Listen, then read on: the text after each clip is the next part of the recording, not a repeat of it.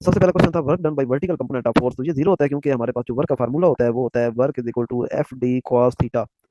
तो ये F cos theta ये आपके पास हॉरिजॉन्टल कंपोनेंट होता है, एफ एक्स होता है, तो लिहाजा वर्टिकल कंपोनेंट यानी एफ वाई की वजह से जो वर्क डन होता है वो जीरो होता है। उसके बाद नेक्स्ट क्वेश्चन है work done bye a force given in the figure below.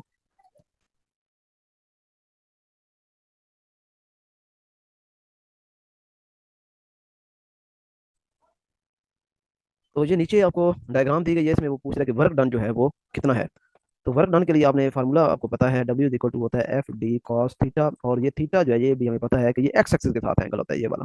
तो चूंकि ऊपर 60 है और टोटल 90 डिग्री होता है यहाँ से लेके यहाँ तक, तो पीछे ये जो हमारा एंगल है ये है 30 डिग्री, तो लिहाजा वर्क डन जो है वो बनेगा एफ डी कॉस 30 डिग्री, और कॉस 30 जो होता है वो होता है √3/2, तो लिहाजा √3/2 साथ एफ डी ये। इसके बाद third question which one is unit of energy, energy का यूनिट हमें पता है कि जूल होता है। तो यहाँ पे आपको जूल नजर ना कि आप परेशान हो गए होंगे, तो आप जो है वो इधर आपने मूव किया होगा, जबकि ऐसा नहीं है। एनर्जी का यूनिट ठीक है जूल होता है, लेकिन जूल इक्वल होता है वाट सेकंड के। ये हमें कैसे पता चले, क्योंकि हमें पता है कि जो पावर होती है वो होता है work done per unit time, और वर्क का यूनिट भी एनर्जी की तरह जूल होता है, ठीक है, क्योंकि वर्क भी एनर्जी ही है। ठीक है, तो लिहाजा आप डब्ल्यू को साइड पे करें तो ये बनेगा पी इंटू टी, पावर का यूनिट वाट और टाइम का यूनिट सेकंड, इस तरीके से वाट सेकंड। तो watt second is unit of energy. Fourth, potential energy का फार्मूला एम जो है वो कह रहा है कि ये एप्लीकेबल नहीं होता लॉन्ग डिस्टेंस पे। इसकी रीजन क्या है, which one is not the correct reason, कौन सी रीजन करेक्ट नहीं है। तो पहली रीजन करेक्ट नहीं है, ये लिख रहे हैं M is decreasing with increasing altitude, कि एम जो है वो अल्टीट्यूड इंक्रीज करने से डिक्रीज होता है, हालांकि आपको पता है एम जो है मैस वो एक कांस्टेंट क्वांटिटी है, वेट चेंज होता है पॉइंट टू पॉइंट, लेकिन एम जो है वो कांस्टेंट रहता है, लिहाजा ये वाला ऑप्शन करेक्ट है। नीचे वाला ऑप्शन भी हम देख लेते हैं। नीचे वाला ऑप्शन कहता है weight doesn't remain constant at high altitude, ठीक है, तो ये तो करेक्ट है। उसने हमसे पूछा है नॉट करेक्ट द रीजन, ठीक है। Value of G is not constant at high distance, ये भी बिल्कुल बात ठीक है, लेकिन हमने तो बताना है कि कौन सी रीजन करेक्ट नहीं है। चौथा है force of gravity varies inversely with square of distance, ये बात भी ठीक है, लेकिन हमने बताना है which one is the not the correct reason. ठीक है, ये बार बार मैं इसलिए यहाँ पे अंडरलाइन कर रहा हूँ ताकि बाद वक्त हमसे पूछा जाता है which one is not correct reason और हम नीचे से करेक्ट बता देते हैं, तो ये करेक्ट रीजन नहीं है, एम जो है वो डिक्रीज नहीं होता विद इंक्रीज इन अल्टीट्यूड। इसके बाद पांचवें वैल्यू ऑफ जी मैक्सिमम, जी की वैल्यू मैक्सिमम कहाँ पे होती है, सरफेस ऑफ अर्थ पे होती है। सरफेस ऑफ अर्थ से आप ऊपर जाएं या सरफेस ऑफ अर्थ से आप नीचे सेंटर की तरफ जाएं, दोनों ही सूरतों में जो जी की वैल्यू वो डिक्रीज होती है। छठा question work done by the force F is equal to Y square I plus X square J in close path is. तो सभी ने कहा कि क्योंकि क्लोज पाथ है तो लिहाजा जीरो पे आ जाएंगे, हालांकि ये गलत है। आपने देखना था कि क्या ये जो फोर्स दी हुई है ये कंजर्वेटिव है या नहीं है, कंजर्वेटिव होगी तो क्लोज पाथ में ऑप्शन जीरो होगा, अगर फोर्स नॉन कंजर्वेटिव है तो ये फिर क्लोज पाथ में नॉन जीरो होगा। तो कंजर्वेटिव चेक करने के लिए बताया हुआ है कि आपने इसका कर्ल चेक करना है, अगर इसका कर्ल जीरो आ जाए तो ये कंजर्वेटिव होती है, अगर कर्ल ऑफ फोर्स जीरो ना आए तो इसका मतलब है कि ये नॉन कंजर्वेटिव है। ठीक है, अब आप डेल क्रॉस एफ जरा चेक करें कि क्या आता है, क्या जीरो आता है या नहीं आता। ऊपर आई जे के लगाएं, नीचे partial by partial X, partial by partial Y और पार्शियल बाई पार्शियल जी, और नीचे फोर्स के कंपोनेंट आ जाएंगे 2y² और x², और आगे चूंकि जी कंपोनेंट है तो जीरो आ जाएगा। इस डिटर्मिनेंट को आप ओपन करेंगे तो ये डिटर्मिनेंट आपको जीरो नहीं मिलेगा। ठीक है, इसको जब आप सॉल्व करेंगे तो ये आपको जीरो नहीं मिलेगा। हम सॉल्व करते हैं जरा। तो पहले क्या करना होता है, आई को आपने लिखना है यहाँ पे, और आई वाला रो भी छोड़ देनी होती है, आई वाला कॉलम भी छोड़ देना होता है, यानी ये भी छोड़ दिया, ये भी छोड़ दिया, पीछे जो रहेगा ये वाला रहेगा, इसका डिटर्मिनेंट आपने देना होता है, यानी इसको इससे मल्टीप्लाई करें तो ये जीरो, और x² का जब आपने डिफरेंशिएट करना है विद रिस्पेक्ट टू जी तो ये भी जीरो हो जाएगा, यानी आपको ये वाला फैक्टर जीरो मिल जाएगा। अब हम जे की तरफ आते हैं, आगे माइनस लगाना है और यहाँ पे जे लगा दिया। अब आप देखें तो जे वाला कॉलम भी छोड़ना होता है, जे वाली रो भी छोड़नी होती है, पीछे आपके पास ये पार्शियल एक्स बच गया, पार्शियल वाई पार्शियल जी बच गया, 2y² और जीरो बच गया, इनको आपस में आपने करना है। तो जब आपने इसको जीरो के साथ डिफरेंशिएट करना है तो ये जीरो हो जाएगा, और जब आपने इसको जी के लिहाज से डिफरेंशिएट करना है, वाई को जी के लिहाज से करना है तो ये भी आपको जीरो मिलेगा, तो लिहाजा यहाँ पे भी आपको जीरो आ गया। और आखिर पे प्लस के। अब आप देखें के वाला आपने कॉलम भी छोड़ना है, के वाली आपने रो भी छोड़नी है, तो पार्शियल एक्स के लिहाज से x² को आपने डिफरेंशिएट करना है तो ये आपको मिलेगा 2x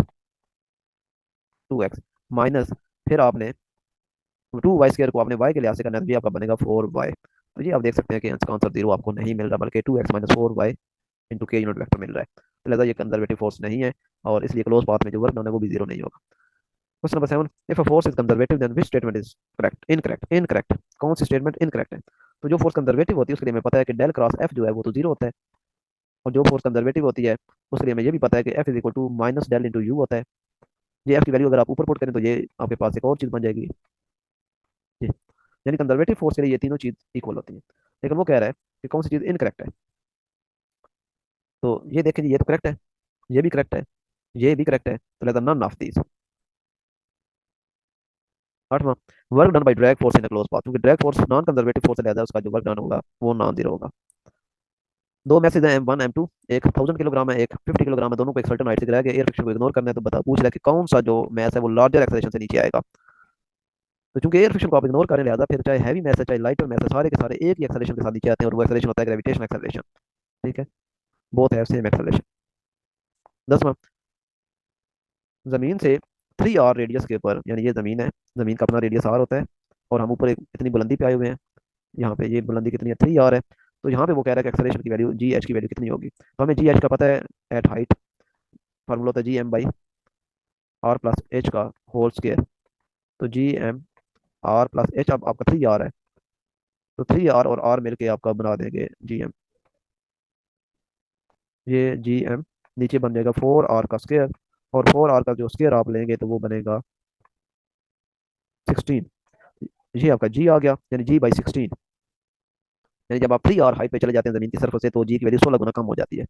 11वां, if the radius of earth is reduce to half of its present value with no change in the mass, the acceleration due to gravity will be. Radius of earth जो है वो half हो गया, अभी जो formula लगाया वही दोबारा लगाना होगा, Gm/r का स्क्वायर, तो रेडियस जो है वो चूंकि हाफ हो गया, तो लिहाजा हम लगाएंगे r/2 का स्क्वायर, और ये बनेगा r/4, और 4 ऊपर चला जाएगा, Gm/r स्क्वायर, इसका मतलब है कि जी की वैल्यू 4 गुना इंक्रीज हो गई है। Ratio of ji over capital G, तो ये भी जी के फार्मूले से निकलेगा, जी is equal to Gm/r square, ये जी जो कैपिटल जी है उसको इधर आके डिवाइड कर दे तो पीछे आपके पास रह जाएगा M/r स्क्वायर, ये राइट ऑप्शन है। 13, escape velocity for a satellite of mass m is 11 kilometre पर second, what will be escape velocity of another satellite having mass 2m, यानी अगर mass m है उसके लिए escape velocity 11 किलोमीटर पर second, तो अगर mass डबल हो जाए सैटेलाइट का तो फिर क्या होगा, तो ये जिसने लेक्चर अच्छी तरह अंडरस्टैंड किया वहां पे बताया था कि escape velocity का फार्मूला आपके पास होता है √2gr, और ये फार्मूला आपका मैथ पे डिपेंड नहीं कर, इसका मतलब है मैथ आप डबल करें ट्रिपल करें कोई फर्क नहीं पड़ता, escape velocity 11 किलोमीटर पर सेकंड ही रहनी है। 14, unit of solar constant, solar constant का यूनिट जो है वो है वाट पर स्क्वायर मीटर, वाट पर square metre. If a body is moving in the direction of gravitational force, then change in gravitational potential energy between any two points above the surface of Earth, यानी ये कुछ इस तरह बात है, ये हमारी अर्थ है, और ग्रेविटेशनल फोर्स की डायरेक्शन में पता है ये होती है, ये ग्रेविटेशनल फोर्स ये इधर आ रही है, तो अब हमने देखना है then change in gravitational potential energy between any two points above the surface of, यानी आपने